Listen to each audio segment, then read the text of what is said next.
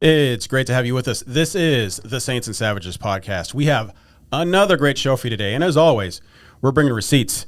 My name is Brian, and with us as usual is the Lord Norris and the Mad Professor Blake. First time on the show, we have a special guest. It's the first one we've had. This is going to be amazing. Mr. Iron Will Becker. But first, if you like the show, if you like what you hear, if you like what you see, hit the like button, subscribe, leave a comment, share if that's your thing, share with friends. We like that as well. So, ladies, gentlemen, Saints and Savages, welcome to the show. Will. Yo. Welcome to the show, man. Would you like to introduce yourself? My name is Iron Will Becker. It's spelled with one L. It was high school. She was cute. We never got together, but you know what? It stuck. The iron part comes from my little brother. He named me that after a Thanksgiving football game where apparently I ran through a couple tackles. I don't remember that really. I just remember having a good time that morning. So I've used it all across my social media. So if you just look Iron Will, you'll find me all over the place. Is it spelled F-E space W-I-L? No. Oh. Unfortunate. Cool. Well, man, thanks for coming on the show, man. We really appreciate it. Again, you are the first Saint and Savage guest. Thanks He's for also, I having me. think, one of our first followers, too. Oh yeah. I've been wondering. I was like, who is this Will Becker that follows us? Yeah. So, look, if you follow us, I'm not saying you're going to be on the podcast, but, you know. It could happen. And if you don't follow us, you should, because we post savage memes on Twitter. For those of us who are on Twitter, and they are hilarious. Yes, they are. We should start sharing them, some of them, just like the best meme of the week or something. Yeah. Especially the ones that can get us in a lot of trouble because those are the best ones. Immediately banned. Not anymore. Yeah. So, man, there's a lot of stuff going on. Man. We got some good feedback with our last podcast about the quiz we did, so we think with this one we're going to start out with a quiz. We're going to talk about one of the biggest topics that's going on right now with abortion, and then we're going to get into some inflation and some just general issues with living, buying gas, all the world burning. So apparently Elon says he's going to unleash Trump back onto Twitter, but I think Trump said he's not going back. He's staying on truth. Look, if he runs for president, I think he needs to. He has to go onto Twitter. I think he has to. What do you think, Will? He definitely should. Yeah. Because one of my favorite things about his presidency is he would take his left hand and he'd stir the pot, and then with his right hand he'd sign work and get stuff done. It was a brilliant strategy. Personally, yeah. I was not excited about him being elected or being the candidate. I would have picked someone else. However, I think it did a pretty good job for the American people. Yeah. I mean, beats gas prices now. Beats everything right now. Well, that's because of the war. So. I'm sorry. All right, a fact check. Yeah, we'll circle back on that. All right, so we want to get into this quiz. This quiz is on BuzzFeed. I only recommend them for quiz. They suck at everything else. So there's Agreed. This quiz. The title is "There's no way you will recognize these devices and websites if you were born after 2002. If you do, good for you. All right, so gentlemen. This quiz is for us. If I don't think we actually can show it this time, but it's okay. Yeah, so for everybody listening and viewing, unfortunately, we're going to describe to you in detail. We have to describe these I things. can hold up my phone to a camera. As we were not originally planning to have a guest, and so we are out of camera slots. No worries. We can describe. We'll make this work. Okay, so gentlemen, everybody's got their quiz up. Let's do it. All right, so this first one. It's a box with a glass top. It has this part that extends out to the top that shines light out when you put something on it. We used to have these in classrooms before we ever had TVs. Is it A, a fax machine, B, a scanner, C, an overhead projector, or A, a light box? I know I said A twice, but whatever. Head projector. Overhead projector? Overhead projector. All right. I didn't know they got rid of them from schools. Oh yeah, man, these things are ancient. I guess they are. We used to have to roll them out. They had the special cart with the the plastic laminate, that you had. And they would highlight stuff. Yeah. And then there'd be that like idiot person or teacher that would write on the actual glass with like permanent marker, and you'd be like, yeah. I always like the teacher that said, you get extra points for pointing out my spelling mistakes because he wrote his own notes on the overhead projector. It was for us. It was always like cool points if you could get a phallic shape on there. Yeah. All right. So the next question is, what is this early chat feature? What is this? Oh, it's a triangle with an eye and the yellow person's running with it. Yeah. Is this? You can actually show it on your camera right there. Is this MySpace? Is this AIM? Is this Jabber? Or is this MSN Messenger? I think it's AOL Instant Messenger, AIM.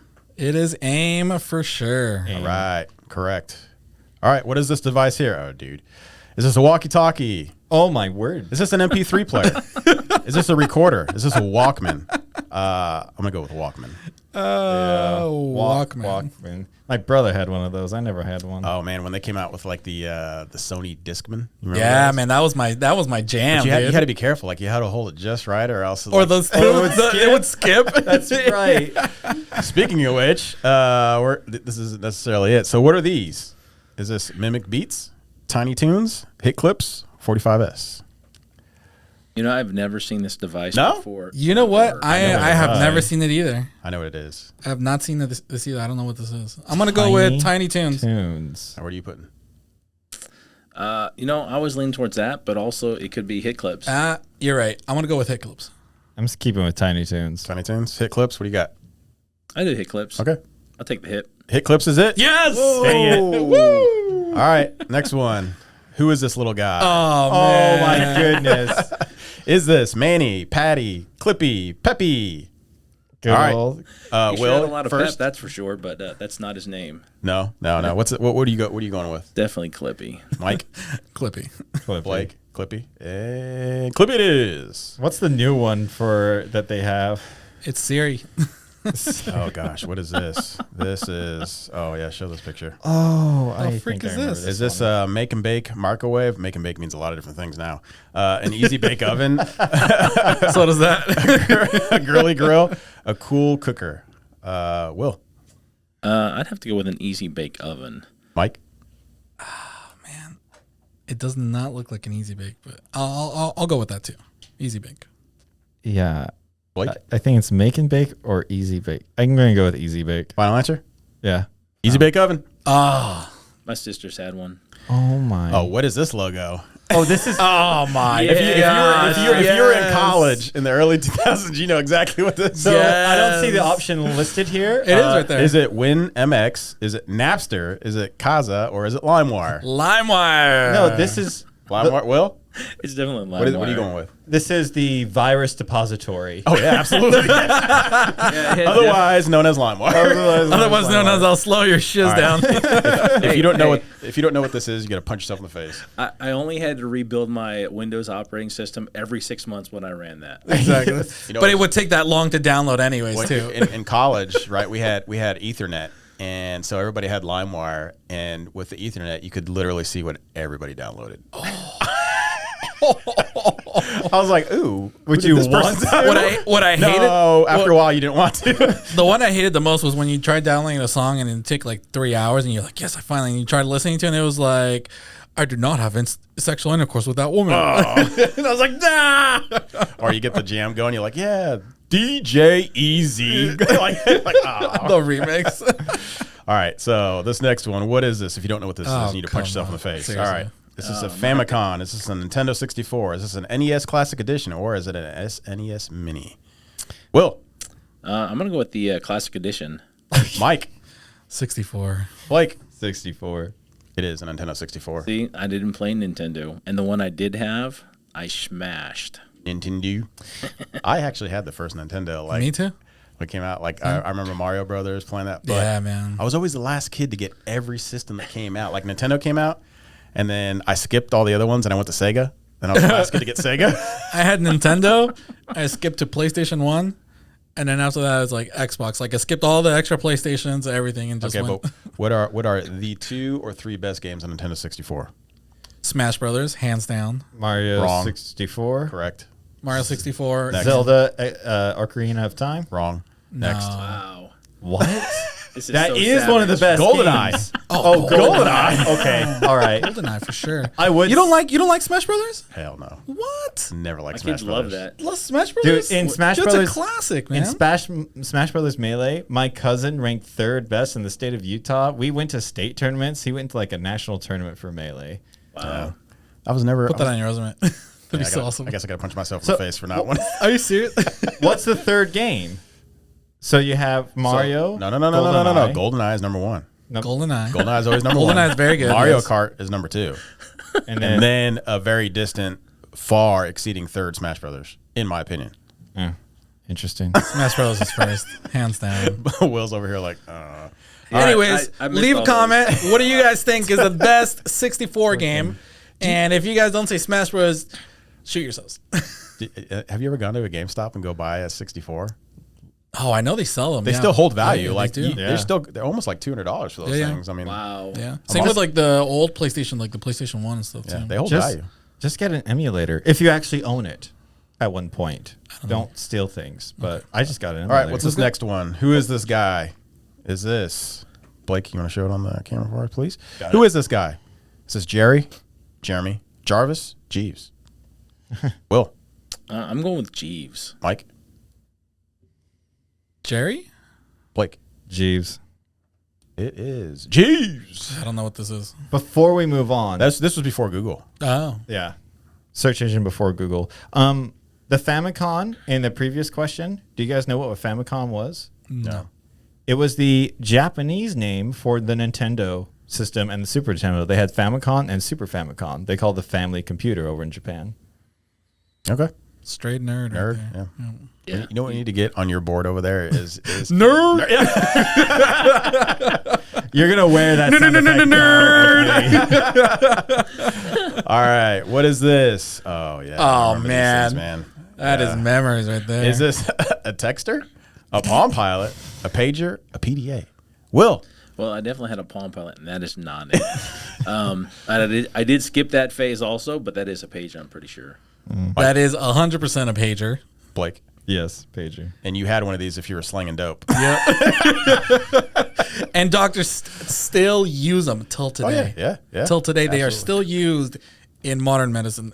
No, but those new ones are fancy though. They got the pop down keyboard and everything. And Oh, really? I haven't Oh, seen yeah. them. I thought they were just like this, like the old school, just like because paging me. Like, no, they've got them where you can respond back. wow. It's like a texter. Yeah, it is. Nowadays. It's got a keyboard and because everything. we don't have something like Whereas that. my fingers aren't that small, so I've never actually. Yeah, can you imagine? You're trying to text on the tiny little pad, and you're just like, "F you, what? No." All right. So, what are these directions from? Is yes. this MapQuest, Google Maps, navigation, TomTom? That is Will. I want to say Google Maps, what? but it's been a long time since I've seen this kind of direction. So That is I had these 100% all the time. 100% MapQuest. MapQuest. MapQuest, and it is MapQuest.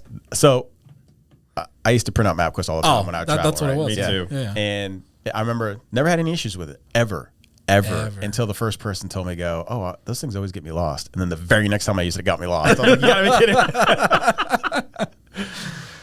All right. So The worst was like when you were leaving your house with like your parents or something, and you're like, your dad's like, "Where's the directions?" He's like, "Oh, I left it on the printer." Yeah. Oh, well, I think it was in '96. We moved up from Arizona up to Iowa. I had to print out a map. Like we had to go buy the map, and then I had to draw out the routes we were taking, and like because MapQuest didn't exist yet. Like AOL was just starting. Like Dude, kids now will never know the pain. of your dad yelling at you because you took the wrong. All right. So who is this? Or I'm sorry. What? What kind of cell phone is Paris holding? Oh, that's the This is the classic, right? This is it's an iPhone. Is it a BlackBerry? Is it a Razr or a Sidekick? Oh my God. Will, I'm pretty sure that's a Razor. Mike, is 100% a razor. Blake, Razer. They don't even put Nokia as an option. it's a Razr. They actually tried to remake it, didn't they? They did. Yeah. It was like one screen though, right? It Yeah, folded it'll over. fold it over. Yeah. Oh, all right. My What gosh. pre-YouTube video sharing site is this? Is this Ethan's World? Is this Edgar's World? Is this E-Bomb's World? Is this E-Kids World? Will, I'm a hard pass on that one. I don't even remember singing this logo. go ahead and pick one. So You gonna see your way out? You have a 25% chance. you're right. I do have 25%. I'll go with Ethan's. Ethan's. All I'm right. gonna go with Ethan's too. You're gonna go with Ethan's. So it's funny. I never use this video sharing site, but I am familiar with one of these I know as exactly a what video. it is. I'm pretty sure it's E-Bombs. It is E-Bombs World. Oh, okay. I remember this. I used to have to use this. It's funny. I only know that by references from other material. It went south real quick. there was a lot of things not safe for internet usage on there. Legit. All right, so YouTube Kids has content that comes up that is not safe for Oh, kids. yeah. So Yeah, if you have kids, you have to watch that like a hawk or just keep them off it. I heard they had these videos on there where they were talking about like suicide and they had this weird character. Did you guys ever Wait, see where? that? This was like a year ago. They had YouTube some weird Oh, on YouTube? Yeah. YouTube They had, Kids, it was these like this demonic-looking cartoon creature or videos. whatever, and Yeah. it was talking about suicide and stuff like that. It's like, Yeah. what the heck? Who put that on there? Yeah, there's actually a lot of those, and it was a big scandal because parents would just play videos for their kids and they would just be like play next, and so they would get really high in the algorithm. So YouTube would push their video, and then their kids would start seeing that stuff, and so people started paying attention. They're like, "What the frick is this?" Yep. YouTube Kids went off our devices real fast because of that Yeah. weird stuff. All right, so this next device, what is this? Is this a Palm Pilot? Is this an LG chocolate? Is this a beeper? Is this a BlackBerry? Well, That is definitely a Palm Pilot. I'm looking at it and I'm thinking like, that might be the Palm 2. it's a lot blockier than I remember. Mike, Kidding. I want to say a Palm Pilot for sure. Blake, Palm Pilot. and you're all wrong. It's a Palm Pilot. All right. Oh my gosh. What was this homepage? Go ahead and pull this up real quick.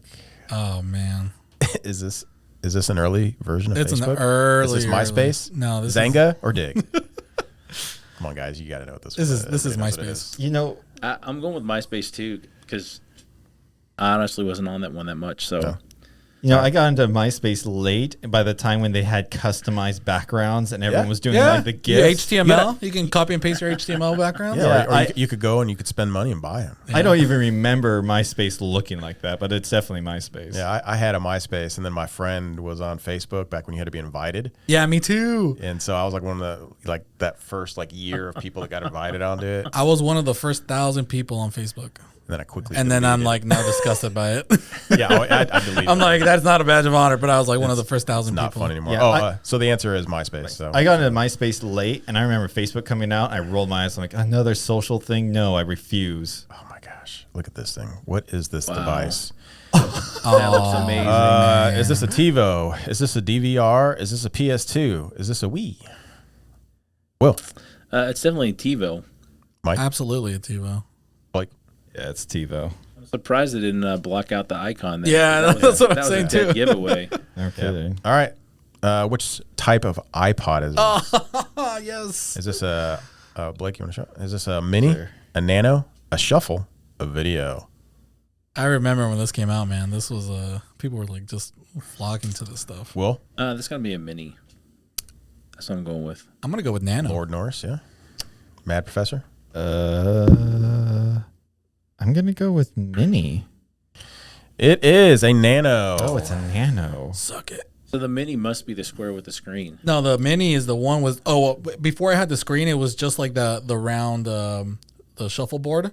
Just What- Wasn't that called the Shuffle? The That's square? the shuffle. Yeah, Because I my think the wife had a shuffle. shuffle because it has a clip on it, so you can clip Yeah. it onto your clothes while you're running. And you can Oh, only- was the Mini then you can the only one put with like they had 100 the screen songs on it too? Then?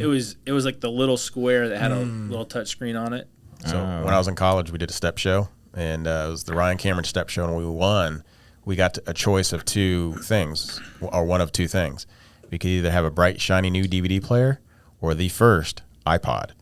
And of course, half the team was like, "Oh, VCR." I was like, "Or a DVD player." I was like, "What?" I was like, executive decision. I was like, "No." Leave it to the white kid, the only white kid on the step team. The first iPod, that thing was amazing. The first white step one. All right, what device is this? Is this a printer, a fax machine, a copy machine, or a programmer? Well, It is definitely a fax machine. Fax machine. Fax machine. it is a fax machine, correct? Ding, ding, ding, ding. All right. What is this early? What was this man. early Apple laptop called? The iPage, the iMac, the iBook, the iPaper. Well, Definitely an iBook. Lord Norris. I think actually, yeah, iBook. I'll say iBook. Bad Professor. iBook. It is iBook. All right. And finally, what web search What was this? the- What the Heck? freak is this, dude? Is this Alta Vista, web crawler, early Yahoo, or Dig? I'm gonna go with the web crawler. Yeah, ditto. I'll choose that. Rev Caller. I don't even remember seeing it. I've heard of the name, and I've heard Alta Vista. And for a round trip ticket to nowhere, web crawler. Yeah. Definitely wasn't a giveaway with that crawling. Yeah, the bug. Would have gone in without it. That's cool, man. There's some stuff that you just, like I the love how LimeWire one, that was hilarious. LimeWire was great. seeing LimeWire that was again. awesome. The And the virus aim. repository. Yep. So yeah, don't waste your time on anything else on that website other than quizzes. Other than that, it's pretty worthless. But all right, hey Mike, you want to start us off on something interesting? Yeah, so as you guys might have noticed, those of you viewing and listening, the economy's in shambles. We are literally, imagine the Titanic hitting an iceberg, and then they repair it, and then they hit an iceberg again. Then light it on fire. Then they light it on fire. But not with gasoline because they shut down the pipeline delivering gasoline. They light it on Exactly. fire with timber. Exactly. Yeah. Fecal matter. And fecal matter. Yep, and farts. So they just pile in farts in a room, and then they light it, and it explodes. And then that's how Titanic's. That's what's happening to the economy right now. And we're really seeing that, especially in the food prices, obviously gas prices, and I mean, there's worries that the economy and inflation we're going to hit stagflation, right? With the recession, almost conceivably already started. The stock market's been like doing 2008, like up, down, up. Yeah, down, not just up, that, down. but I mean that has a global effects with commodities, right? Like gold and silver, they're fluctuating, and I think Bitcoin dropped to like $30,000. So Yeah, let's just say this: if you're noticing prices in your grocery, go ahead and comment. yeah, tell us what you guys see in your area, and we'll take a little poll about that. Well, I can tell you what happened in December. Price of my favorite bacon went up $4. Before Christmas, I went and got 1.5 pounds and had some wonderful bacon. Came back after Christmas. The family hadn't come home yet, so I went into my local grocer, got some wonderful bacon, and I choked when I looked at the price. And I was like, okay, but you're going home with me anyways. So who do you get your bacon from? I like the Wright, WRIGHT. Oh yeah. The big. It's pretty good. Big packages at Walmart and Yep. stuff. Yeah. They do the 1.5 and then 3 pound. Yeah. Man, that stuff is fantastic. So I get my bacon from Butcher Box. Has your subscription gone up at all? Yeah, it's gone up $20 in the last. It went up $10 about 6 months ago, and then it went up another $10 about a month or two ago. Yeah, Jeez. yeah, it's going up, man. But- I mean, have you guys even seen the price of chicken lately? yeah, it's Price crazy. of chicken skyrocketing. Unless you're getting a Costco roasted, one of their rotisserie chickens. So that is definitely their loss leader there. They have like a 2 million or a 200 million bird farm out in Nebraska or Iowa or someplace. They're just getting And, decimated right now. Well, yeah, a lot of chicken farms are, but theirs they purposely put theirs up because when people come in for that chicken for dinner, they're buying all sorts of stuff to go with it, and they find that because of where they put it. I think the article I saw yesterday that the average customer that walks in their doors spends $130. Oh wow. Like boom, like because they're like, oh, I need that, and then oh, I need that too. Where's that chicken at again? Hey, Will, do you want to explain the thought process behind the loss leader for markets? Yeah, so when I learned that idea, I was blown away. Gas stations use it a lot with milk. They'll price the milk below actual market value because they know that when you come in to pick up milk, then you're probably going to pick up a couple other things, or maybe you're going to get gas there and then grab a gallon or two of milk. So the concept is you price something a little bit below the actual selling price in the marketplace, and what it does is it brings in customers, and you make up that percentage loss on that item on other products. Yep. They're complementary sales on other products. Yeah. So it's just to get them through the door while you make money on other things. Yeah, that makes sense. Yeah. Cool. Well, to go along with all these things we're talking about, we have our first article here by the Daily Wire. Again, sorry for not being able to show you guys this, but you guys can follow along at home or wherever you're listening to. Just go to thedailywire.com, and the name of the article is "Inflation Worries Remain Near Record Highs, Boding Poorly for the Economy." Brian, you want to take it away? Yeah, sure. So Americans continue to be deeply worried about inflation and expect higher price levels in the long run, according to a survey from the Federal Reserve Bank of New York released Monday. The April 2022 survey of consumer expectations revealed that inflation expectations at the one-year horizon fell from 6.6% to 6.3% in March, even as the three-year horizon expectations rose 3.7% to 3.9%, but data series remain near their highs. Meanwhile, expectations for gas prices increased over the next year, fell from 9.6% to 5.2%. Americans expect 9.4% increases in food prices, 9.5% increases in medical care prices, 10.3% increases in rent prices, and 9.1% increases in the cost of college education. The survey was released as a key University of Michigan's consumer sentiment. Currently, going down here to this next paragraph, currently spending intentions have been trending downward over the last few months as inflation has risen consistently, reaching record levels and prompting the Fed to increase interest rates, which they've been doing in the short run. Sandoval said in a response to the sentiment among Florida consumers dropping 4.4 in April. Indeed, the Federal Reserve increased interest rates by half point last week to curb rising price levels, marking the largest rate hike since May of 2000 and following a quarter-point increase from near zero levels 2 months ago. So I know we've been seeing this. I think it was like immediately after they did the rate hike, it was like the market just took like 1,000-point dump.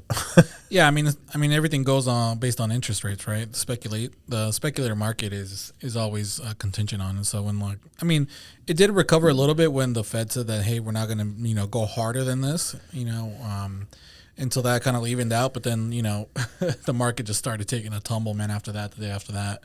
And it's still going down. I think we haven't had the stock price like this since what was it? Yeah, I think what he said on it, 2000. 2000. Yeah. So if we're in the 2000 range for the stock market, that just bodes ill. And we're not even done yet with the drop on. No, not even close. Yeah, you talk to even those on the left, they're even sitting there saying that we're not at the bottom. You have a couple people trying to throw it out there. Yeah, but it's like as much money as they've printed and thrown into the market. Trillions upon trillions of dollars, and you got to clear all that out. Yeah, last year alone they printed. So by October of last year, they printed 26% more currency, or 26% of the currency in circulation was printed in 2021. So we're gonna. When that really comes in, it doesn't matter what they're gonna do with interest rates, because when that's gonna hit us anyways.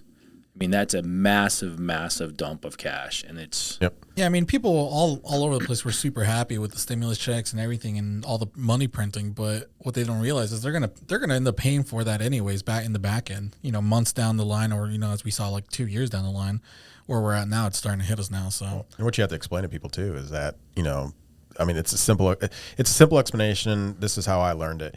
So when you're looking at these prices going up, we're calling this inflation, right? One, it's a hidden tax, okay? Yep. And two, it's not the price is going up. The value of your dollar is going down. Yeah. Yep. So what you used to be able to buy for $1, now you're only buying for like 70 cents. And the inflation rates that we're looking at, of course, are not correct either, because we're no longer using 1980 levels anymore. Now we're using these made up levels because they sit there and they look at like, oh, all these people were buying steak, and this and that, and that's a high value item. We're going to take that out and we're going to replace it with like ham, And so they're taking these numbers out that should be raising the percentage higher. So instead of, what are they saying right now? We're at like, what? 11% or no, we're like at 8.6% inflation. But the real number is like 20%. Yeah. Yeah, it's nitpicking economics, right? Yep. The government, whatever administration is in power, they nitpick whatever they want to make the numbers look as best they can for their quarterly earnings. That's just what it is. But deep down, like the real economics, like I don't know if you guys follow Robert Kiyosaki from Rich Dad Poor Dad podcast. Yep. He breaks it down really well. He has a lot of doom and gloom, but he does say like really hard truths about the economy and like what people are going to be facing, because he went through that before. And he got rich off of, making savvy investments through that down period. So, you can just see the commodities. When commodities are starting to fluctuate the way they are right now, gold, silver, Bitcoin, all that kind of stuff, cryptocurrency, then that's when like the market is not in a good place whatsoever, because that means nobody has confidence to hold those assets for a higher valuation, and a return on their investment. They want to dump it all and, cash out as much as they can and, kind of stockpile for the future. Weren't we in June or July of 2020 experiencing a V-shaped economic recovery? Yes. Yeah, it's different when you actually have somebody that understands economics and understands supply and demand and understands what people really want, not to say that we are all economic, gurus and, study that at length, but I mean, we're at least like slightly informed as to what the freak is actually going on. And, we're seeing it in everyday prices in our lives. Yeah, so. we're a free market society, right? Yeah. I mean, capitalism is always the famous word that everybody uses, right? But capitalism, I think, was actually a word that was made up by Marx. Yeah, but it's a free market society, right? We decide who we want to exchange with in a free manner, right? But the thing that messes it up is the Fed. So I would recommend that if you've never read it, you should read The Creature from Jekyll Island. Absolutely. So solid read. Yeah. Really good one. It's a little dry at points, but man, it just like I would say the clench your butthole, man. You're gonna want to punch holes in walls like. If you're looking at The Creature from Jekyll Island, another book that you may want to read that talks about the legal changes in 1913 is the book 1913 by Oliver DeMille, because it talks about the 3 amendments that were made to the Constitution that year and how badly it took us off the constitutional track. Absolutely. So we see in this paragraph here, the rise in prices has outpaced normal increases in pay, producing a nearly 3% decline in real wages, stretching America's budgets with respect to food, gas, housing, and other necessities. A recent poll found that 94% of Americans were either upset or concerned about the impact of the skyrocketing inflation, while a slim 28% approved of President Joe Biden's approach toward managing price levels. Hold on. What 20-something% is actually happy with what the economy is doing right now?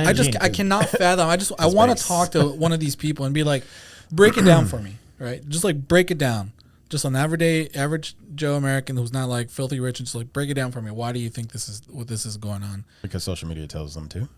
They say that it's good. I mean, because they're not getting mean tweets. I'll say this. I don't want to pick on anybody. What I want to do is I want to be set up in a position so that when people do wake up, when they so-called get red pilled, right? When the realization smacks you in the face, that there's someone standing there with their hand stretched out saying, "Hey, come on, take my hand," so that way you can be there for them. Because if you're picking on them, you're beating them up, and you're always, which we tend to do from time to time because it's fun sometimes. Yeah. But these people are waking up, and you're seeing it more and more, and you want to be there for them because it's like you want to be a friendly face for them and let them know it's like we're not going to do what the other side does to us all the time. Because Mike, like you and I said before, like we were both from California. We were both liberals. We were both Democrats. And for a long time, it's like I voted for Obama the first time, it's like, but when I started doing my research, when I started doing my homework, when I started reading a lot, especially Thomas Sowell.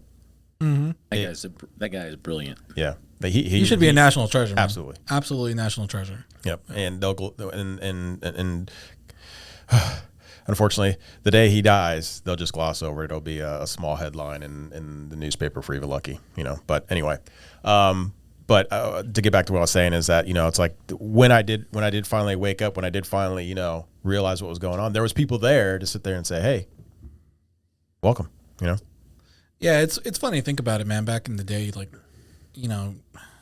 that the liberal mentality is just like I'm so right and like everything else is just wrong, like they're just racist and blah blah blah. It's a liberal mentality. It's a leftist. It's mentality.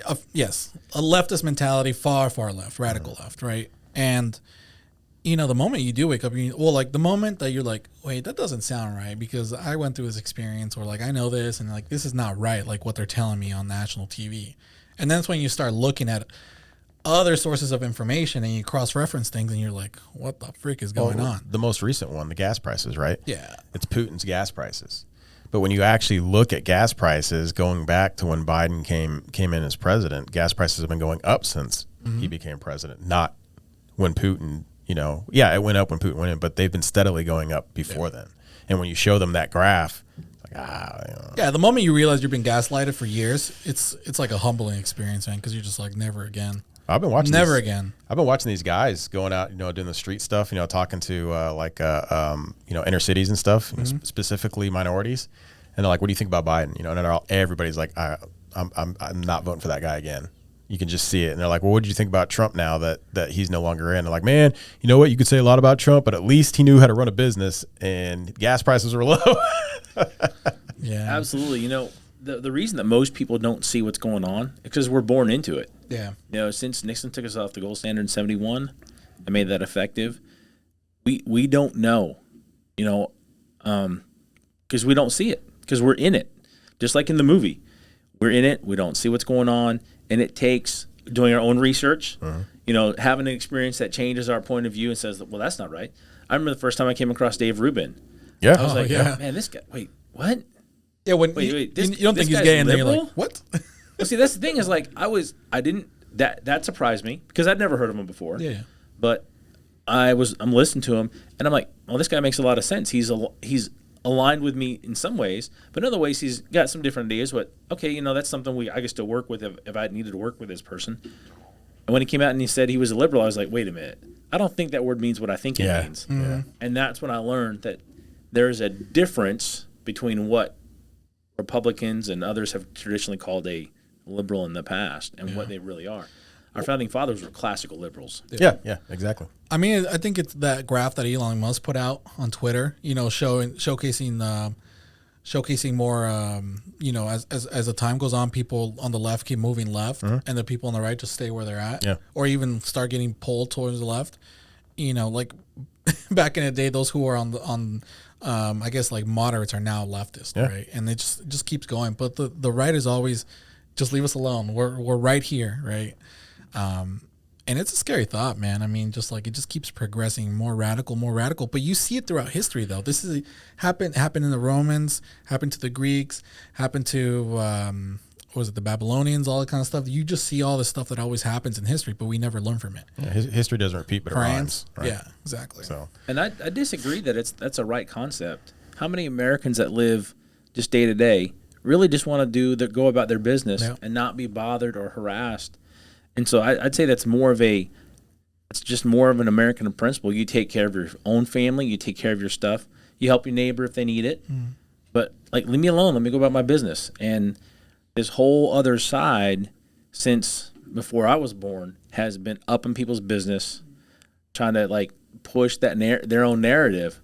And it's another thing that we're born into, so that our perspective of it is already warped. Well, I think there's two things that I always harp on that I think is driving this.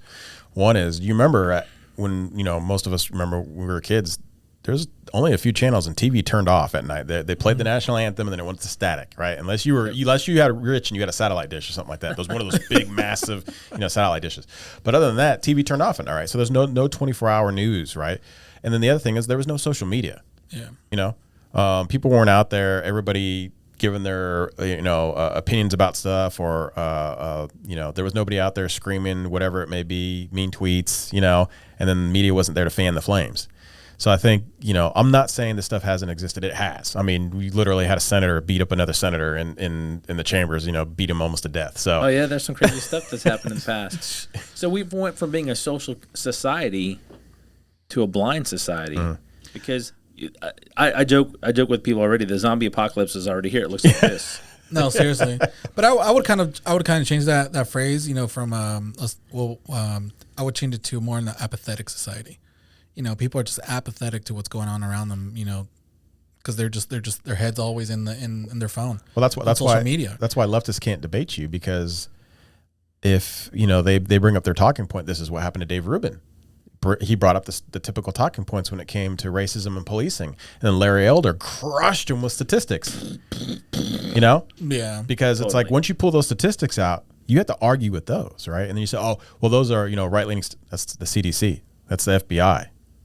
Are you gonna Yeah, the greatest comebacks are always when you state the statistics from like a liberal source, right, or like a far left source, and they're like, well, where'd you get your facts?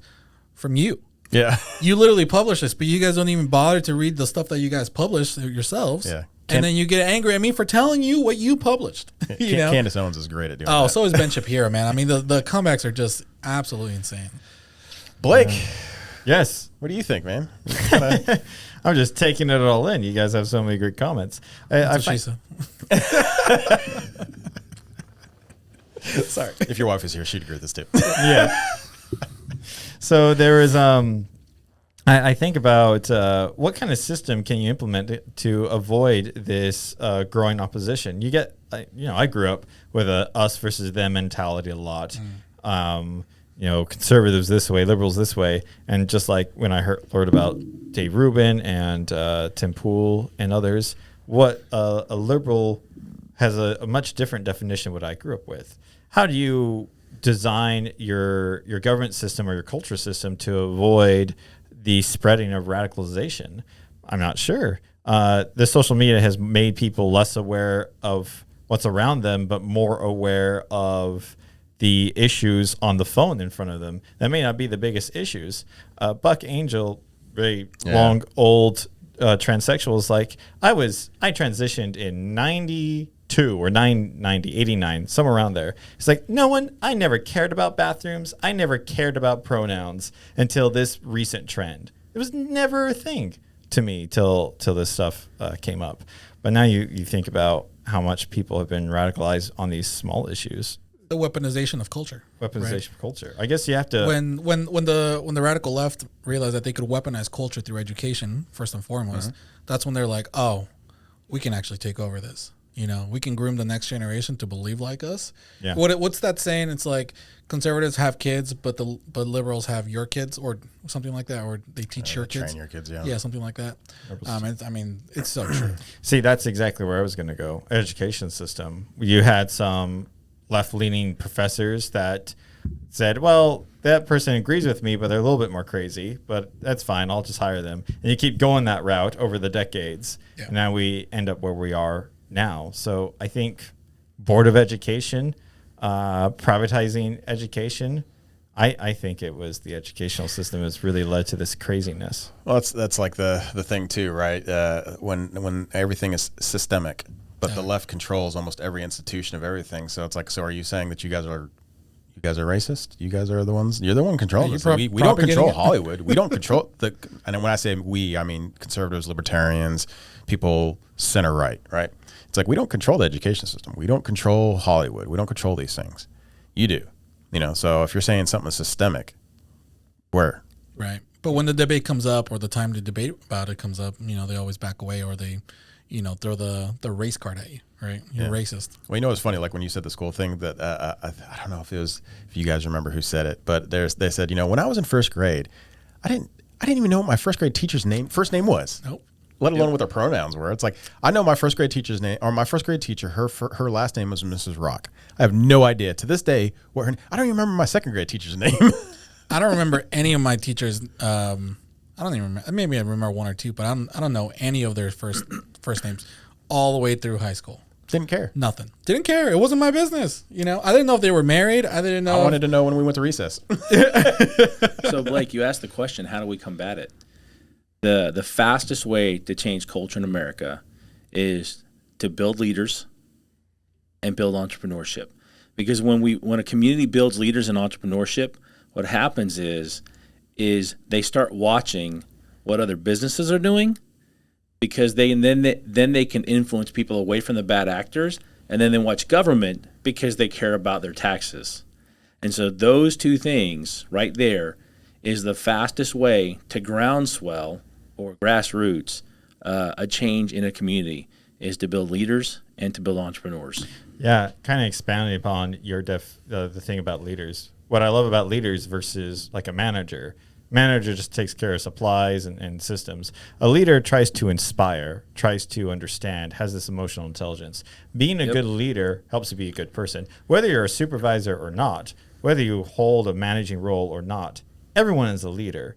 Bagging person, CEO, nurse, whatever, everyone's a leader. And having good leadership skills also makes you a good family member. And going along with leadership, entrepreneurship, these things help build stronger families. Family unit is the most basic building block of society. It's also the most attacked. Yeah, most attacked. And it's probably part of the reason why we're falling. Taking away the importance of fathers, taking away the importance of someone providing for the family has affected families. And we can see that in a degradation of culture and economy. Thomas Sowell brings that out. I don't remember the book, but he brings it out in a couple of his different books. Probably, and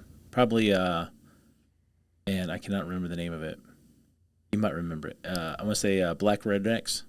Oh yeah, black rednecks and white liberals. Yeah. So I believe it's in that book where he talks about how the welfare system has systematically destroyed black families in America, and how that caused not correlation but caused he has the data that separation in families where during the Jim Crow era and up until that became available to Americans in general, the black families in America, according to his data, were much better off than the majority of white families. Like looking at statistics. Yeah, they were. I think the poverty level for black families was actually on the rise, and then the civil rights movement came, and then the kind of the welfare movement came in, and after that it was like a plateau and then a sharp drop. Two parent households were higher in the black families. They were doing much better. Yeah, I think it was LBJ that was the beginning of that plateau. Yeah, right. He's the devil incarnate. Cool. Well, talking about leadership, I mean, we don't have any other great example as Uncle Joe and his stewardship over gas prices. We have this next article by the Daily Wire as well. Diesel prices smash record highs. Gas prices approach record highs despite Biden's strategic petroleum release. So, first of all, what do you guys think about? For those listening and watching that don't know what the strategic petroleum release, anybody want to say what that is? It's for war. It's for war. Yes. Isn't this the one we're sharing with the rest of NATO? Yeah. Is that the same one? Yeah. So most of the strategic release was actually shipped off overseas and not even used here domestically. Yeah. It was 1 million barrels of crude oil per day for the next 6 months from March 31st. And how much do we use per day? I believe it's 20 million barrels. Yeah. It drives me absolutely crazy knowing that we have 3 untapped reserves right now, 2 in Alaska. I don't know what the third one is right now. We could literally bury every other country in oil. Oh yeah, we have the largest oil like fields or reserves in the entire world, more than Saudi Arabia and all of that. I think we're like the Saudi Arabia of propane. Yeah. Or actually, a better analogy, we're the Venezuela of propane. There you go. As everybody should know, Venezuela has a ton of oil. Yeah. Can't get any of it. Anyway. No, it just drives me crazy because we're so worried about our influence in the world. We could the easiest way that we can handle that is hit those oil reserves. It'll allow the dollar hegemony. But then we have to become a principle-centered people again. Yeah. And I'm not saying I believe that most Americans are principle-based people. That most Americans go day to day. Whether they're active in their church or not, they're still active in their faith in God. It's our leadership, and I shouldn't even use that word because I don't believe they're leaders. They're supposed to be representatives. Even the president is supposed to be representative of the people, and they have lost their way principally. So, Yep. You guys want to read this article a little bit? Yeah, sure. Let's go down here to the second paragraph. According to AAA, the national average price for a gallon of gasoline sits at $4.32 per gallon, less than 1 cent below the previous record of $4.33 set in March. The price is also much more than $1 more per gallon than it was in May of 2001, when gas was just $2.96 per gallon.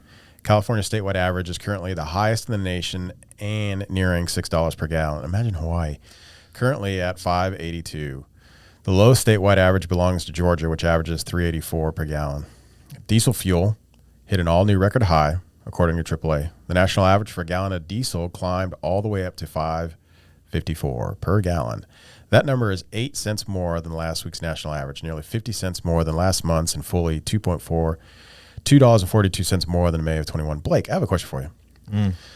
When we have stuff, when we buy things, and now that it's not made in the United States anymore, specifically China, when we buy these things, what do they put these things on to get them to the United States? Boats. And what are those boats? What do they use for fuel? Diesel. Hopes and dreams. Hopes and dreams. Unicorn farts. They use They actually row. They row 'em. They get a bunch of rowers. They use Obama speeches to power them. That's where all the Vikings went. They're all over there rowing those boats. So diesel is powered there. So then it gets to our port, and then the cranes which unload them are powered by Diesel. Hopes and dreams. Diesel. Close. California's getting there. They're almost hopes and dreams. And then once we unload it and we put it onto a train, what is the train powered with, Will? Diesel. And Wow, then that's so weird. when the train gets to the depot to unload, and then they put them onto a truck, what is that truck powered with? Mexican. And that's okay because you're Mexican. Yes. Culture appropriation. Yes. So this is stupid, right? Our whole basis of the supply chain is based off of diesel. Even Elon Musk, the number one driver of electric vehicles, I think in the world, Yeah. put out a tweet saying we need to drill more. Well, this is how you know the government is not serious about this. First of all, when they had like the EV summit and they invited all these car manufacturers for electric vehicles to come and speak at the White House, Tesla was not invited. Elon Musk, right? Second, Biden starts releasing strategic oil reserves for war, where we can say that it's a dicey situation right now if we're going to be in a conflict or not pretty soon, which that is what it's used for. Third, we canceled the XL pipeline. We stopped, oil land leases by the government, which we kind of started up again because we realized, the administration realized that. So that was a stupid move. he wants to cut down on fuel and oil consumption, yet he's burning oil out of the reserve. So even he realizes in the back of his head, oh, we need oil.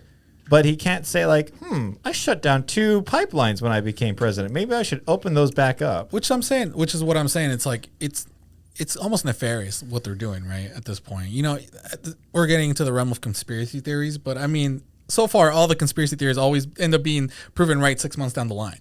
So they've been batting 1,000 the past 5 years. Yeah. So what do you do? Like, I right? beg to differ. I don't think he's there enough to know. Bro. and this is Well, one when of I the say things- Biden, I mean his administration. Whoever's Jill. really pulling the Jill. strings. Oh, yeah. Or Jill. Obama. Well, I mean, he did say this is his 3rd term. Yeah. He was caught saying that on an open mic. And he's been a senator for 120 years. Well, I mean, that's my thing is, I feel bad for him on a personal level. Yeah. Because I feel like he's a puppet and this is senior abuse. Being used. Yeah, absolutely. Now, the administration, the deep state, whatever you want to call it, that's going on, they don't care about you and me, and that's why that's part of why it's happening. Some theorize it's to crush the middle class and make us all debt slaves or debt serfs, whatever you want to call it, like that. You'll own nothing and you'll be happy. Yeah, I've heard that before. Yeah. So I mean, there's a lot of theories as to what's going on, but I mean, the fact that the world is already considering changing the world currency for oil to the yuan. I mean, that's a big shocker to obviously the economy already. It's like another sucker punch. Yeah, well, it's the petrodollar, right? The So petrodollar. if you push the petrodollar off of its shelf, you're talking about a complete economic collapse, But I mean, just to kind of stay on focus though too with diesel, right? Where we're saying everything it's involved in, diesel oil, right, is literally involved in everything of your daily life, from the clothes you wear to food you eat to the car you drive, because that electric power car you drive is made with oil. Well, funny you should say that, Brian, because we have a great article here by the Blaze Media. It reads, "Dear EV drivers, think you're safe from soaring gas prices? Think again." There you've got a quote here. I think it's by Glenn Beck. "I sure hope all the people bragging about their electric cars as gas prices skyrocket have a backup plan for their food too." End quote. What was it that Pete Buttigieg still recommends people to do though? Go buy an electric car. Exactly. There's a guy that my brother just sent me a TED talk. This guy actually breaks it down and explains the problem with how we look at things. And he actually dismantles the solar panels and wind turbines because the real bulk of all manufacturing isn't oil and natural gas. I mean, that's where the real energy comes from. I saw a statistic that a wind turbine only makes 2% back of the fuel that was used to build the machine. And I'm like, and transport it. And why are we building? The whole process. Yeah. And I'm like, why are we building these? Yeah, and like, and they're so heavily, both solar and wind are so heavily subsidized. That's the only reason why they're even functioning right now. Yeah, absolutely. it's just a con, man, so that people get those subsidies and build those things and just just take the money and run. I like electric cars. I think they're cool. Yeah. Like I've been in Teslas. I like Teslas. I think they're like I like where we're heading. I would like to eventually have electric cars. I think that would be great. I mean, as much as people like to rag on people, I guess like us that we like oil. I don't want a dirty environment. I like clean environments. I remember in the 80s seeing those belching trucks spewing out, the black smog everywhere. It was bad. LA, you remember flying into LA? Yeah. It was bad. San Francisco, or Arizona was the same way. Flying to Phoenix, the same way. But that being said, it's like as we become more efficient, we become cleaner. We have the cleanest coal fire plants in the world, whereas China is bumping out the dirtiest coal you can imagine, and we're just shifting our coal production over to them. Not only are we shifting our coal production, we're selling our coal mines to China. So, like where I live in West Virginia, we see coal trains all the time, and they're going right down to the port and out of the country. A bunch of those. A little interesting fact: I knew a guy in California when I was there. I was there on a 2-year sabbatical, and he worked for Macy's West Coast. Every time they had an EPA complaint, he had them test. They were there to test the air coming out of the factory. He'd have them also test the air just standing in the parking lot. Literally, the factories in the United States, since the late 80s, early 90s, cleaned the pollution for the rest of the world. We literally clean it because most of the prevailing winds move west to east around the globe. NASA even had a satellite imagery in '97, and it hit California, bright red, and then as it moved across in the Nevada area, it got green again. It went all the way around the world, hit China and Asia, boom, red, all the way across the Pacific. So, like, since the '90s, our factories, our plants, all that stuff has been clean enough. Uh-huh. Everything they've done since then, in my personal opinion, has been draconian to shut things down.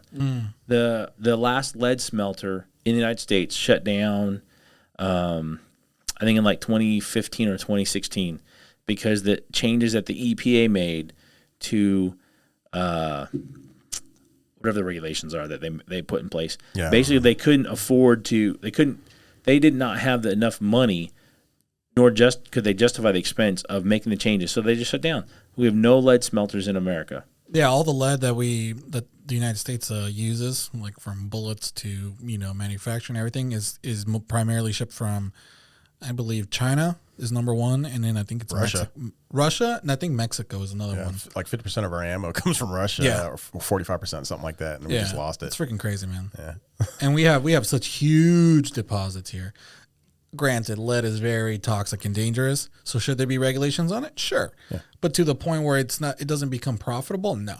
Right? Yeah. Because then we have no economy for it. See, this is why you don't hire full-time policymakers, because they just keep making stuff and they keep finding solutions because they don't want to be out of the job. They're policymakers. Yeah. I don't know how you switch this to where it's politics is a volunteer-only position, but the policymaking side of it, it just keeps going and going till you have ridiculous regulations. So if you study the founding fathers and the era when they wrote the Constitution, they worked in D.C. on a per diem basis, and the state legislature set that amount. Yeah. And so most of them had to spend their own money on top of their per diem just to be able to be there and represent their state. That changed in the 1800s, and I don't remember when anymore. I just finished Grant's biography about Ulysses S. Grant, and in that they talk about how the salary that was set was increased 25%, and then the new Congress rolled it back. But the point is that they were never intended to be paid. No, they weren't. Yeah, exactly. They were intended to be there mostly on their own dime. Yeah, because they had skin in the game, right? Yeah. At that point, it's like what's that quote? They gave their lives, their sacred honor, their treasure, something like that. Yeah, they just had to make rich or sustain themselves through their own investment and business plans. But now we have, several $1 trillion budgets being run through America. Do you have this being overlooked by a volunteer position? I think there's possibly a way to get back to that old system where people have more of their skin in the game, and you did your politics works on the side from your own separate business. Another thing too is like history-wise, there's a reason why it's called the swamp. Yeah. It's because the founders wanted this to be in the absolute worst, god-awful, inhospitable place possible. So that way these politicians would not want to stay there. So they put it in a swamp, which is why D.C. is called the swamp. And until air conditioning, the spring came, they were gone until the fall. And that air conditioning changed that. Well, I mean, also lobbying changed that, right? Well, I mean, the government is always going to be run by lobbying now. So when it comes to reverting things back to the way they were, I just don't think that'll ever happen. Either I think the system gets to a point where it's overthrown and a new system replaces it, but I don't think a system ever goes back to how it originally started. I disagree with you, Mike. You think you disagree? I have faith that there are Well, that's enough of that. Thanks, Will. Hey, is my mic still working? So I just have faith that the American people will stand up. That more and more, I'm seeing more and more people, not only in my circle, but in adjacent circles, that are starting to get into those founding documents. They're starting to read some of that stuff. My brothers and I do a book study on Sunday nights. And right now we're actually doing the book 1913 by Oliver DeMille because we realized that we needed to be better, and we wanted not just to hang out and talk, but actually to grow. And so we talk about stuff. We did the 5,000 Year Leap was the last book we did. Yeah, phenomenal book. I read it a couple and times. I just believe that America, right or wrong, Americans will make it right, that the people will stand up. And when the time comes, they'll stand up. They'll get rid of the garbage that's been laid on, like that. And we'll clean up that. We'll clean that stuff up. We'll revert back to the intent of the Constitution with the founders, because these guys were brilliant. There's when you study them, yes, we know they're imperfect, but when we study them, we learn that despite their imperfections, they did amazing things for this country and for the world in general. Yeah. I mean, these guys, I mean, it's like, I did it when I was really getting heavy into it in the beginning. I was like, well, who did they study? Right. Cicero. Go back and read Cicero. You read Plato, and more so Cicero, but it's like, so I started reading Cicero, and I was like, man, you start to understand where they get the idea of a republic, not a democracy. We are not a democracy. I hate that people keep using that term, that we're a democracy. We are not a democracy. So I'm like, every time I hear that on like mainstream media or something, like I'm just like. But the founding fathers understood that because they knew what a democracy does. Yep. A democracy, if it's majority vote, well, then majority can take away your rights. Yeah. So speaking of which. Yeah. So, I mean, speaking of rights, a hot topic that we got going on right now is obviously the topic of abortion and the leaked draft of opinion of Supreme Court Justice Alito on Roe versus Wade. It's just a draft. It's just a draft. Nothing has even happened yet. It's nothing happened yet. But Chief Justice Roberts did come out and say that they will be voting on it soon. I think Monday or something like that. And they need to. And that that draft was initially correct on what the sentiment was at that point. So I would say 90% chance that Roe v. Wade is gone by the next 30 days, probably. Well, you're hearing what you're hearing are these straw man arguments now, right? It's like they're going to remove abortion. What's the next thing they're going to remove? Cue all the regular terms. They're gonna remove interracial marriage now. They're gonna take away your civil rights, right? It's like, you got to be kidding me. It's like you're going down the slippery slope. That's not what it is. But you hear this anytime abortion was ever come up. It was always like that idea of the third rail, right? Like Social Security or something like that. But it's like, oh, you can't touch it. It's codified, right? So one of the things that they're arguing right now is that, well, it's a 50-year-old law, right? Well, it's not a law, right? What I don't understand is, like, True. You do know that it just reverts back to the state's authority, right? Yeah. California, it's going to codify abortion rights in their constitution. So if you want to have an abortion or live in a state where abortion is legal, so you can always have abortions, go live in California, right? If you don't want to live in a state that says no to abortions, just don't live in that state. Well, look at this. So I was trying to think this through, and I was like, okay, what are some of these straw man arguments that they've been using, right? So, of course, we said the first one is like, well, it's established law, 49 years, right, since 1973. Well, if we use that same argument, could we also say, because we are a democracy, that slavery also not in the Constitution, but lasted for 246 years until, from 1619 until when? Anybody? Was it 63, 62, when 1862 when President Lincoln announced the Emancipation Proclamation? Right. Well, so for what year was that? 62? I think it was 1860. It became effective January 1st, and it might have been 1863. The announcement was made in the fall, I believe, of the previous year, and it was used. It was interestingly used to help bolster the Union forces. 1865. Okay, thank you. So it's Well, here's another one. If we use the same that it's established law, it's been around for 50 years. Here's another one. Only men can vote, right? Mm-hmm. For 128 years, only men could vote. Established law, right? Oh, hold on though. You had to be a landholder also. Yeah, you had to be able. You had to have property. You had to have landed property in the United States for that initially. Yeah. Or what about segregation? What about the Second Amendment? No, but it's what the whole point of this is that it's a dumb argument. You can't use that. One, it's not a law, right? Two, just because it was around for 50 years doesn't mean it's something good. Yep. Okay. Right. Yep. All right. Another one is this is another straw argument they use. Men have no voice in abortion. Well, men can get pregnant now.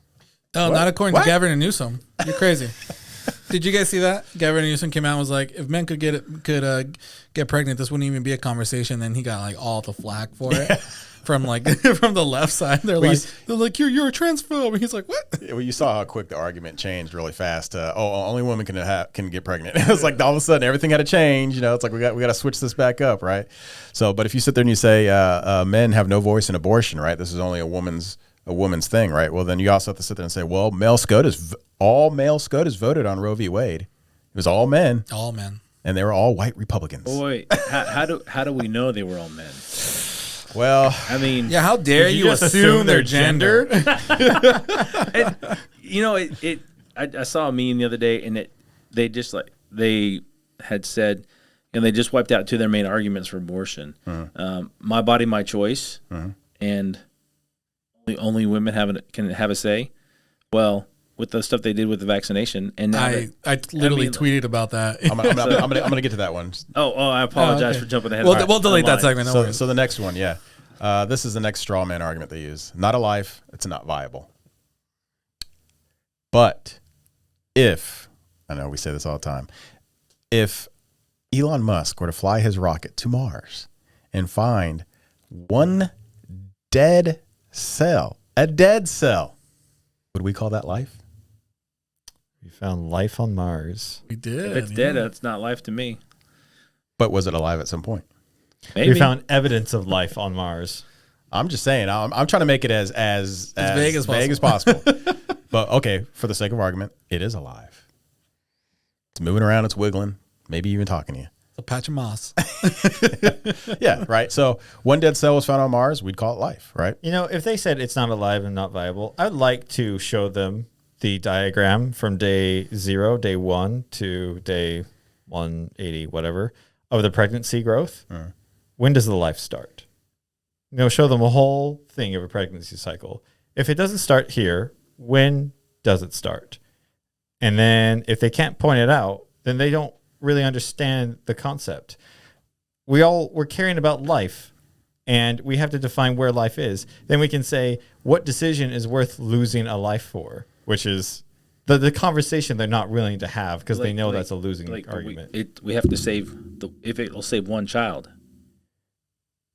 Mm-hmm. If it'll save one child, then we should do it. Yeah. Yep.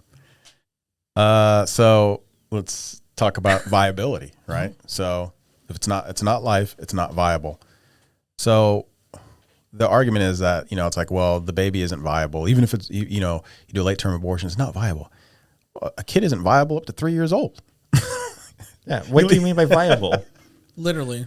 If you put a kid by himself out in the wilderness, he's going to die. They're going to die. Yeah. So viability isn't the thing. Plus, you go the opposite way. They've had 12 12 weeks. I think even earlier than that, 12 weeks, they've had to remove a baby, and their baby was able to be kept alive. Mm-hmm. Yeah. So if your whole thing is it's not alive till it's born, well, now life is dependent on technology and geography. The location of where it's in the uterus or out defines life. And we can save a kid barely into the 3rd trimester and still have it live with our technology. You couldn't do that in the Middle East. So life is worth more here than in the Middle East because of technology. You also couldn't do this without oil. So I'm just bringing that up. Well, that's true because all the plastics are derivative from oil. Air conditioning. All the medication given to power. So much. Yeah. So, all right. So this is the next one. You guys might know this one. My body, my choice. Right? Yep. It's a constant one they always use all the time. You see the signs up, my body, my choice. However, right, the baby has its own body. It has a separate DNA. Oftentimes, its own blood type, separate from the mother, right? It just happens to be taking up space inside of you. It's a parasite. Sure. Yeah. Clump of cells, right? It's going to turn into a broom, maybe a dog. Who knows? But never in human history has any clump of cells inside a woman's body turned into in the uterus ever turned into anything but a baby. Yeah, as far as we know. The other one, the baby isn't given a choice, right? Yeah. So it's like here we have it's my body, my choice. Well, then doesn't the baby get a choice too?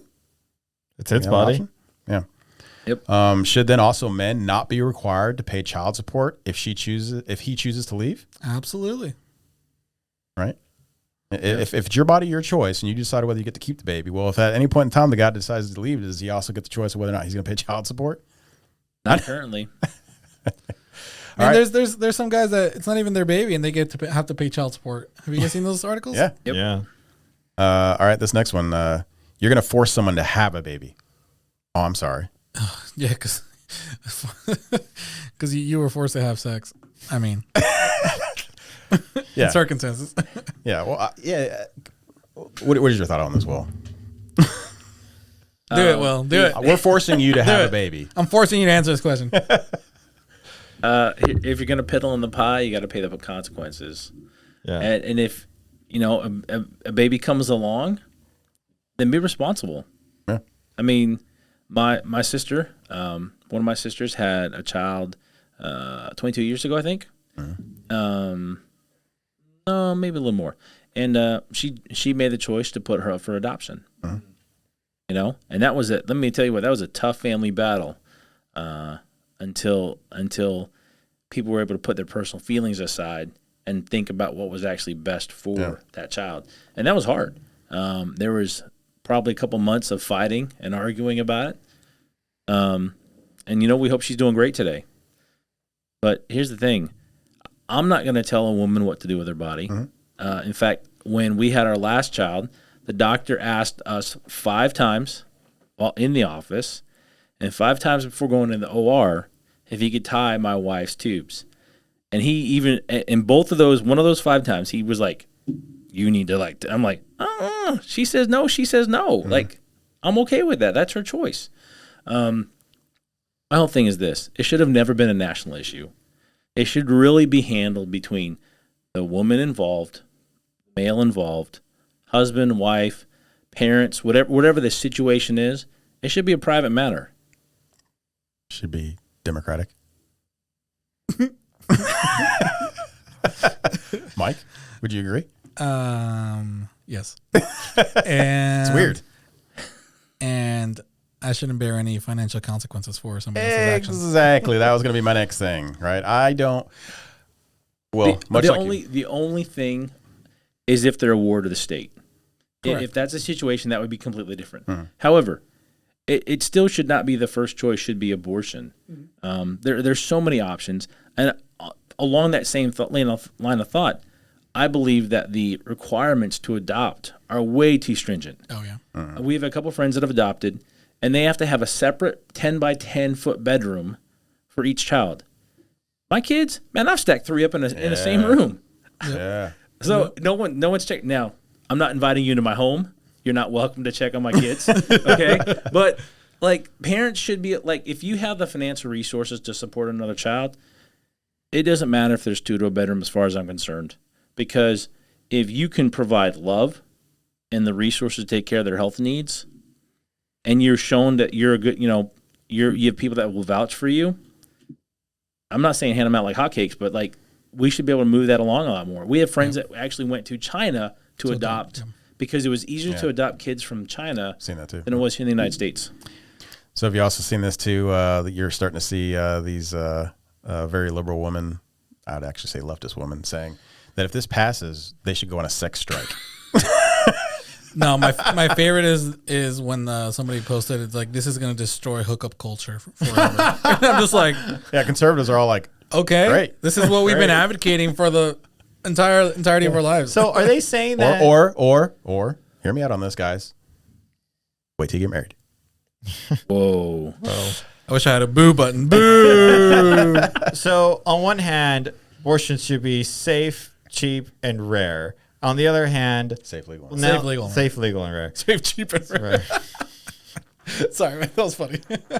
Go for it. Affordable. I don't know. And on the other hand, we only got abortions after hookups.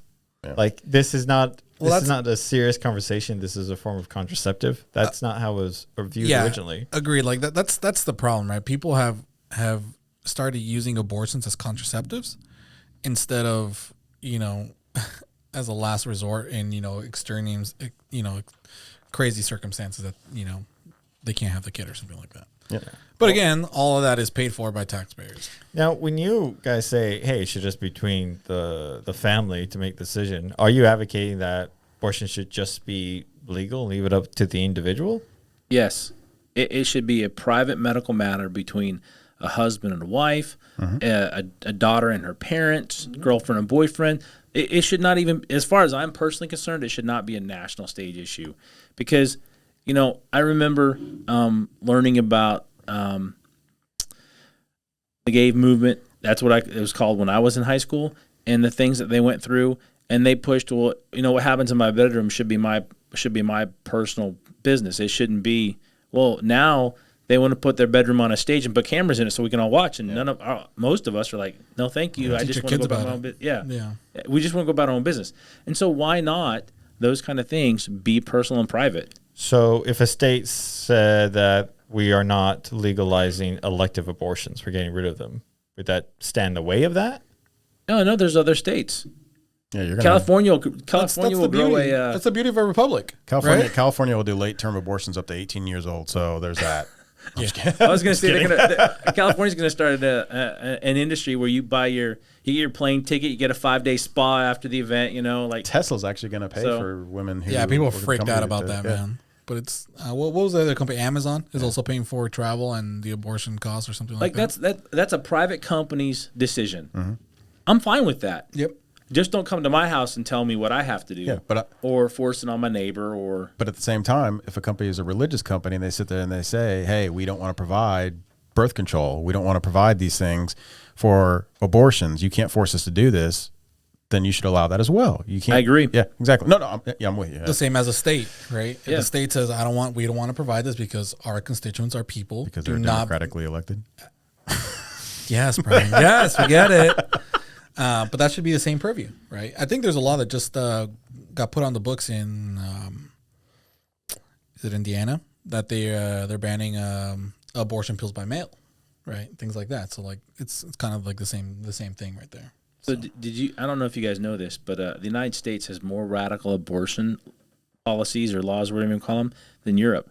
But we hear all the time about how we should be like Europe, and I think it's after like 20 weeks in most European countries you cannot abort a child anymore, and like it's amazing.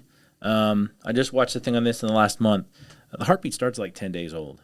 At 10 days, so Blake, I would say 10 days. That's a life. Well, they said it's just electricity. Okay, I'm like that's still how a the heart functions. It's still a heartbeat, right? It's still doing its job. It's a pump that's doing its job. Yeah. It's just a lot of women don't even know they're pregnant by the 10-day mark. Well, yeah. Well, let's look at these statistics real quick. So some of the things that they bring up, another big argument is that, what about rape and incest, right? That's the biggest So argument. it gets brought up every single time. What about the cases for rape and incest, right? So this is a study that was done. You can find this in abort73.com.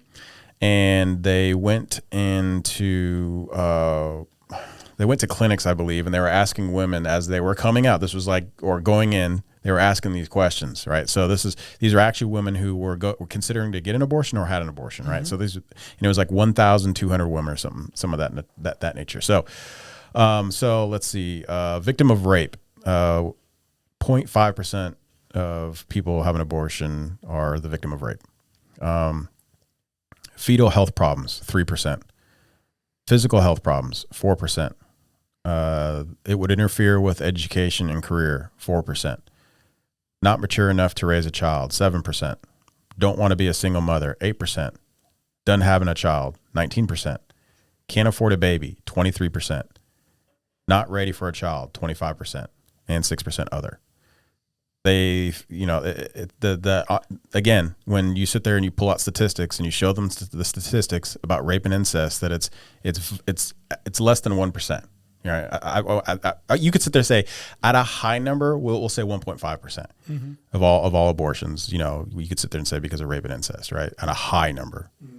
So you can't use that argument. But again, like that argument becomes null and void if we follow like Will's principle, which I totally believe in, that it should revert back to the states. Yes, it should be everybody's personal decision with their medical doctor, the family, the husband, whatever, boyfriend. And if a state doesn't allow it, there are many other states that will allow it that you can travel to and do that. And I'm guarantee you could find somebody to fund you to do it as well. Well, I would actually believe that if you asked most conservatives, most people on the right, they don't want to necessarily make abortion illegal. What they want is for, again, like Will said, this is a choice for, you or you and your husband or you and your boyfriend, right? But the thing is like, I don't want to be involved in it. I don't want to pay taxes for that. But also, if you were raped, I can't imagine what that would be like. I can't imagine that you would have to, that you're pregnant now, you're carrying a child if somebody raped you. However, I know somebody personally that happened to, and she carried the baby, she had the baby, and she raised the child. But she would never tell the child what happened. And some women, they give the child up for adoption. Again, I wouldn't want to be in that room. I wouldn't want to have to make that decision. But that's her decision. That's the family's decision. But again, it's almost less than 1%. Well, that woman that woman's a hoss, because she owned that and she took responsibility. And whoever you are out there, young lady or older lady, mad props to you, because to take that and to treat that child as your child and love that child in that way, despite the negative circumstances of how that child came to be, that is massive. So huge props to you. Yeah, I've talked to my wife about obviously this topic, and she's told me that like every woman, probably most of them, have all thought about that question, right? If I was raped and I became pregnant, what would I do? Would I abort it? Would I keep it? Would I put it up for adoption? Right? And they all know what they would do. Again, things change and things like that, but yeah, and like women like that are absolute bosses, right? For doing what they do, and even if they abort them, again, it's their own personal choice. Putting aside moral issues, our religious views and things like that, again, we are not that person, right? Everybody has agency, as we believe, and it's their choice, right? But again, do not bring me and put me in part of that process with other people, right? Do not make me involved in something that I'm not involved in. Taxation without representation? Absolutely. So here's another straw argument. Birth control is too expensive. You can go get a pack of condoms at the CVS for like $7.99. $10.99, yeah. 12-pack. And if you go to Costco, you can get the big box for the same price. Or it's free if you wait till marriage. or if you really never want to have kids and you're a guy, just get a vasectomy. So I actually have a friend who, while he was a young man, made that choice. Yep. He was still either he was still active duty or had just gotten out, and he decided, you know what, I don't want any surprises, and he made that choice. Now, granted, sometimes vasectomies are not 100% proof, and they do sometimes reverse themselves, but they do work 99.9% of the time. Snip, snap, snip, snap, snip, snap. And there are some that are reversible. So I think some people that like to say they might want to change their minds later on in the future can get it reversed. Michael Scott knows a lot about that. Well, thank you again, Brian. We'll see you around next time. So I actually had a friend. He was in the military, and he and his wife decided to go ahead and give him the snip. And 6 months later, they got it reversed. Yeah. I gotta tell you, that's a lot of love right there. Because I don't know that I would reverse that in 6 months. Didn't Dr. Phil give himself his own vasectomy? I think that was a story I heard. Like he did his own vasectomy. What? Well, I He'd have mean, to why be would he? very Who's gonna flexible. sleep with that dude? Imagine he's like having sex with someone, and they're just like he's just shrinking them as. Now, how do you feel about this? Is this Yeah. But I wish like a lot of these arguments that they use, they would kind of, use these on, the Second Amendment. That's actually a constitutional amendment or freedom of speech. Nowadays it's Oh man, did you guys see the story about the Milwaukee pro-life office in Wisconsin that got firebombed? Yep. And on the wall it said, "If abortion isn't safe, then you aren't either." And then people have been posting, it's like, we need to pick up our arms and fight this. And it's like, I'm like, you guys are such hypocrites, man. Like, you guys are advocating for violence, doing violence, and calling for arms and revolution. Did you see Lori Lightfoot? Oh no, what is she doing? Yeah, so she either tweeted it out or she came out and did a press conference where she basically says everyone who's LGBTQ AI plus tilde. That's a great one. We're gonna do that. There needs to be a call. There needs to be a call to arms. I think that's the one I was talking about. Yeah. Again, it's not a national. It should not be on the national stage. I mean, come on. If I need to get something removed, amputated, no one's going to publish a story on that. Mm-hmm. My wife got her gallbladder removed. It was a very exciting day. But that was Wildly interested about this. well. We went from the chiropractor to her doctor to imaging to the ER, and it was removed the next day. Wow. So but I mean, when stuff like you get a surgery, it's just a personal, private thing. I look at this in the same light. This is a personal, private thing. You get gangrene in your foot. It's not going to get. It might be in a local news if you're in a small town. But on the national stage, it's not a big deal. Yeah. I think it's just such a religious moral conflict for a lot of people that absolutely. they raise it to that national level, right? It's also just such a hot button topic that people would just gravitate towards it, right? They can rally around that. Well, if you also sit there and you tell people that there's actually only 17 things the government is allowed to do, their heads would explode. So are you saying that because it's dealing with life, it's become a big issue? With life and with the ability to choose whether to deny that life, But again, I agree with you 100%. It should not be a national issue. Yeah. I agree, but it is. We live in this world, so. I think it's almost in a sense it's become life has been devalued. It's been massively. being massively Absolutely. devalued because like the same argument I hear they use it, people will use this too. They say, well, you don't want abortion, but you're okay with the death penalty. And I said, you have to look at the death penalty from the perspective of holding life, sacred. You decided to kill somebody or somebody's, right? You decided to take away that life.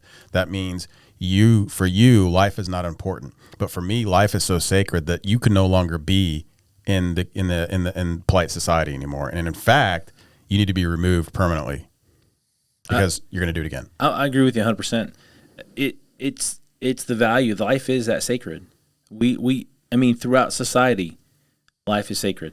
You go back and you look at Africa, you look at Asia, you look at Norse. All of their female deities are not stick figures. They are women that are aged, Voluptuous. Thank you. I was searching for the word, Mike. You saved me there. Because To my wife. they honored life, how sacred it was. And I agree with you completely. If there are certain crimes, I'm sorry, but you've revoked your right to life. Mm-hmm.